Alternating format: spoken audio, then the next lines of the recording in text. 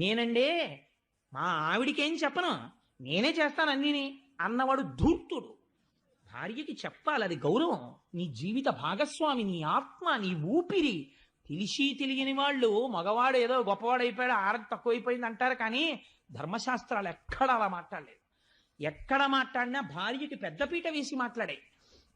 ఆయన ఎవరికి చెప్పాడో తెలుసా అండి? వీళ్ళందరూ వచ్చి ఆయన అడిగితే, సరే అబ్బాయి నేను ఆలోచిస్తాను, మరి అది కొంచెం వేడిగా ఉంటుందా, తాగితే ఏమైనా ప్రమాదం వస్తే మీరు ఏమైనా చేసి పెడతారా, అప్పుడు ఇంద్రుడికి అశ్వమేధ యాగం చేసినట్టు మళ్ళీ నాకు ఏమైనా చేస్తారా, మీతో పాటు అశ్విని దేవతలు వచ్చారా, గబుక్కుని ఇమీడియట్ సర్జన్ ఉన్నాడా, ఇవన్నీ ఆయన ఏం అడగలేదు. ఆయన ఎవరితో మాట్లాడో తెలుసండి? పార్వతీదేవి దగ్గరికి వెళ్ళి వెడితే అమ్మవారు చిరునవ్వులు చిందిస్తూ తాంబూలం వేసుకుని కూర్చుంటుంది. ఇంట్లో ఉన్నటువంటి స్త్రీ, గృహిణి, మధ్యాహ్నం భర్త భోజనం అయిపోయిన తర్వాత తాంబూలం వేసుకు కూర్చుంటే ఆ ఇంటికి ఐశ్వర్యం, సంతానాభివృద్ధి, మహాపతివ్రత లక్షణం.